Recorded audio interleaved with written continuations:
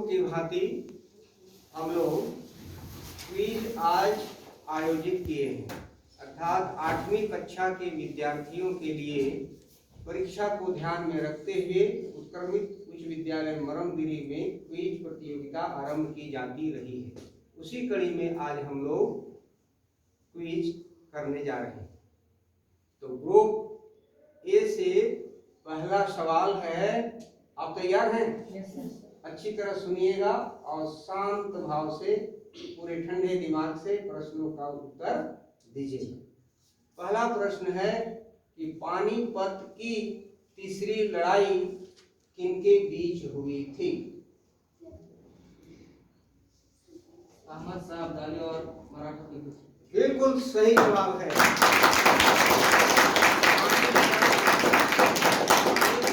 तीसरी लड़ाई अहमद शाह अब्दाली और मराठों के बीच हुई थी। दूसरा प्रश्न ग्रुप बी से। दूसरा प्रश्न है कि पानीपत की तीसरी लड़ाई कब हुई थी? 1761 ईस्वी में। बिल्कुल सही जवाब। तीसरी लड़ाई 1761 ईस्वी में हुई थी। ग्रुप ए, आप तैयार हैं? आप बताइए कि भारत में सर्वोच्चता की नीति को किसने लागू किया था? लॉर्ड हेस्टिंग ने। बिल्कुल सही जवाब है। सर्वोच्चता की नीति को लागू किया था। सर्वोच्चता की नीति का अर्थ है स्वयं को अन्य से सुपर समझना, उच्च समझना। तो लॉर्ड हेस्टिंग्स अपने आप को अर्थात अंग्रेजों को भारतीयों से श्रेष्ठ समझता था और उसने इस नीति की घोषणा की थी, लागू की थी। दूसरा सवाल है कि किस संधि के द्वारा प्रथम अंग्रेज मराठा युद्ध की समाप्ति हुई थी? किस संधि के द्वारा प्रथम अंग्रेज मराठा युद्ध की समाप्ति हुई थी? तीसरा मराठा युद्ध। आपका उत्तर सही नहीं है। यही प्रश्न ग्रुप ए के पास जाता है। कौन सी संधि के द्वारा प्रथम अंग्रेज मराठा युद्ध का अंत हुआ? सालबाई की संधि। बिल्कुल सही जवाब है। सालबाई की संधि जब हो गई अंग्रेजों और मराठों के बीच, तब प्रथम अंग्रेज मराठा युद्ध समाप्त हो गया। आप फिर से सवाल है कि सालबाई की संधि कब हुई थी? 1782 ईस्वी में। बिल्कुल सही जवाब है।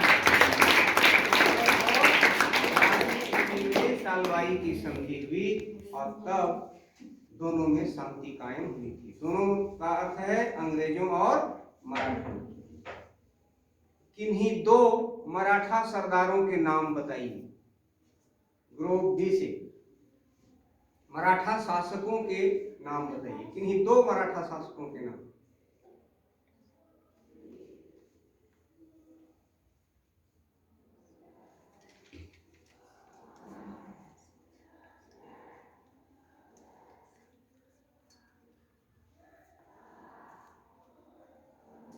बताइए।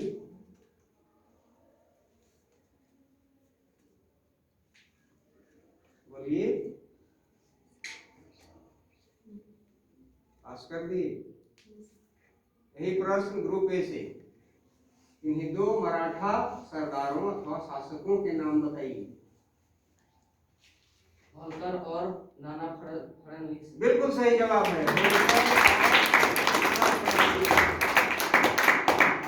होलकर, महादजी सिंधिया, गायकवाड़, ये सब मराठा सरदार थे, मराठा शासक थे। ग्रुप ए से ही अस्थाई बंदोबस्ती, अस्थाई व्यवस्था जिसे भी कहा जाता है, उसे किस गवर्नर जनरल ने लागू किया था?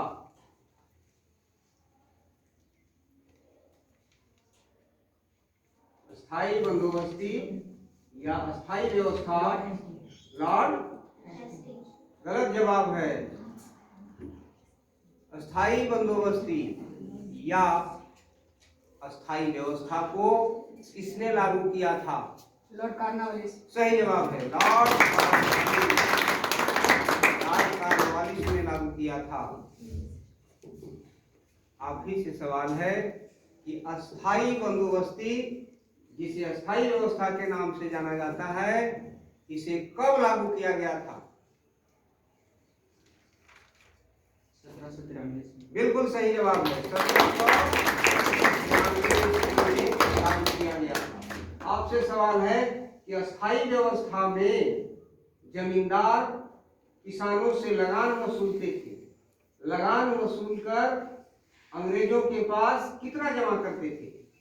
10/11 भाग। बिल्कुल सही जवाब है।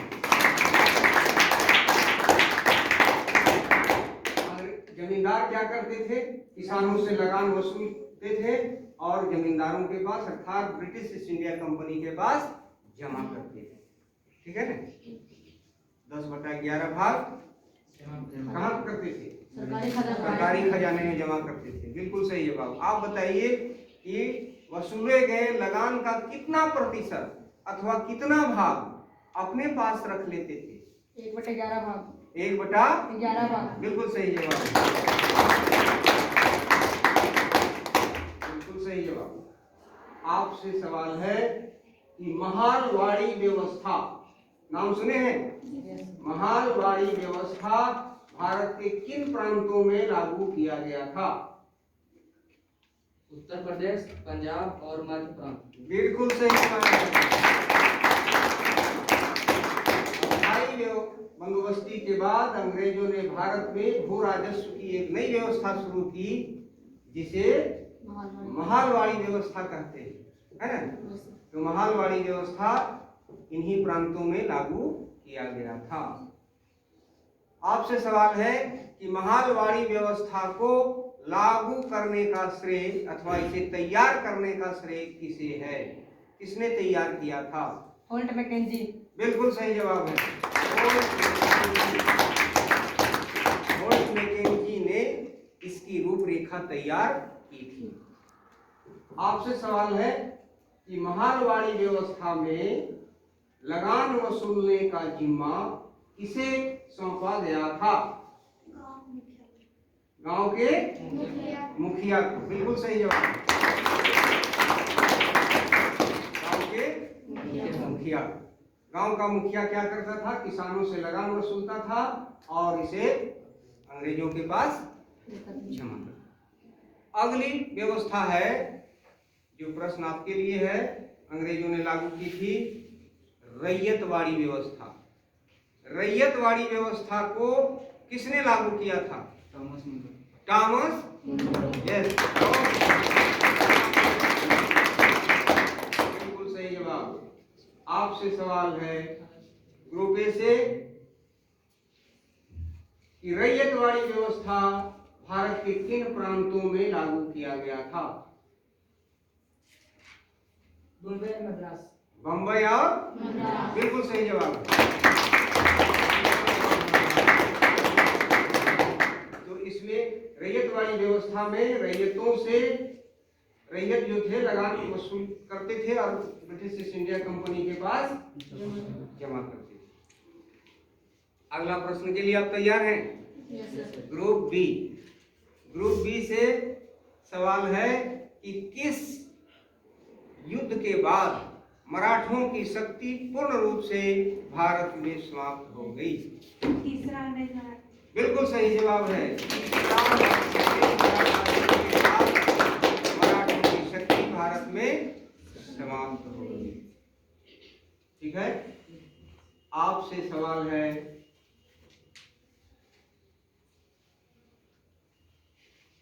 Group A. आपसे प्रश्न है कि अस्थाई व्यवस्था को भारत के किस प्रांत में लागू किया गया था? बंगाल में। बिल्कुल सही जवाब। भारत में सबसे पहले बंगाल में लागू किया गया। Group B. बी से प्रश्न है कि लॉर्ड डलहौजी भारत का गवर्नर जनरल बनकर कब आया? 1848 ईस्वी। बिल्कुल सही जवाब है। लॉर्ड डलहौजी, आप जानिए कि लॉर्ड डलहौजी एक साम्राज्यवादी प्रवृत्ति का गवर्नर जनरल था। वह जब भारत आया तो उसने साम्राज्यवादी प्रवृत्ति को ज्यादा बढ़ावा दिया, अर्थात देशी राज्यों को अंग्रेजी साम्राज्य में मिलाने की एक बृहद योजना तैयार की और हमारे देशी राजा और नवाब पर उसने काफी अत्याचार किए और अंग्रेजी साम्राज्य को काफी बढ़ावा दिया और उनके राज्य को अंग्रेजी साम्राज्य में मिला लिया। तो लॉर्ड डलहौजी किस प्रवृत्ति का गवर्नर जनरल था? साम्राज्यवादी प्रवृत्ति का गवर्नर जनरल। आप बताइए कि गोद निषेध प्रथा अथवा विलय की नीति का सहारा लेकर अंग्रेजी राज्य को अंग्रेजी साम्राज्य में किसने मिला लिया? बिल्कुल सही जवाब है। आप बताइए कि अवध का राज्य जो इतना सुसज्जित राज्य था, उसे कौन सा आरोप लगाकर लॉर्ड डलहौजी ने अंग्रेजी साम्राज्य में मिला लिया था? कुशासन का आरोप लगाकर। बिल्कुल सही जवाब है। अवध के राज्य पर लॉर्ड डलहौजी ने क्या आरोप लगाया? कुशासन, कि आपका शासन बहुत ही खराब है। ऐसा आरोप लगाकर उसने अवध राज्य को अंग्रेजी साम्राज्य में मिला दिया। आपसे सवाल है ग्रुप ए से, आप बताइए कि कुशासन का आरोप लगाकर अवध के राज्य को कब लॉर्ड डलहौजी ने अंग्रेजी साम्राज्य में मिला लिया? 1856 ईस्वी। बिल्कुल सही जवाब है। 1856 ईस्वी में लॉर्ड डलहौजी ने अवध राज्य को अंग्रेजी साम्राज्य में मिला लिया। ग्रुप बी से आपसे सवाल है कि कुछ राज्यों के आप नाम बताइए जिसे लॉर्ड डलहौजी ने अंग्रेजी साम्राज्य में मिला लिया था। संबलपुर, उदयपुर, सतारा। बिल्कुल सही जवाब है। बिल्कुल सही जवाब है। बिल्कुल सही जवाब। लॉर्ड डलहौजी ने उदयपुर, संबलपुर, झांसी आदि राज्यों को अंग्रेजी साम्राज्य में मिला लिया। आपसे सवाल है कि लॉर्ड कैनिंग कौन था?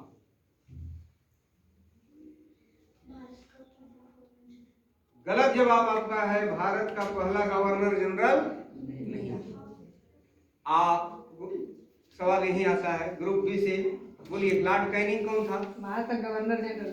भारत का गवर्नर जनरल था। बिल्कुल सही जवाब है। भारत का गवर्नर जनरल। आप बताइए कि नहीं, ग्रुप बी से ही, दोनों संघ आपने लिया है ग्रुप बी से ही। सिपाही विद्रोह बिल्कुल सटा हुआ लॉर्ड डलहौजी के बाद की घटना है। भारत से वह 1856 में चला गया। इसके बाद भारत में एक विद्रोह हुआ, जिसे सिपाही विद्रोह के नाम से जाना जाता है। तो सिपाही विद्रोह के समय भारत का गवर्नर जनरल कौन था? Lord Canning. बिल्कुल सही जवाब है, लॉर्ड।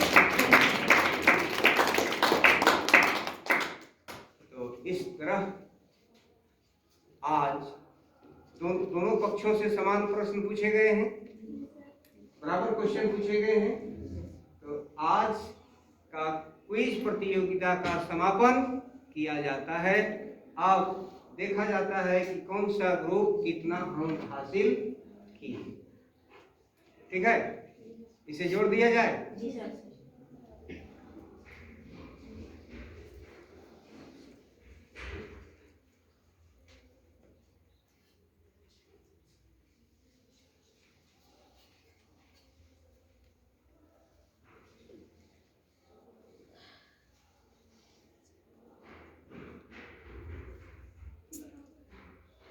आज के इस क्विज प्रतियोगिता में ग्रुप ए और बी दोनों समान अंक लाए। दोनों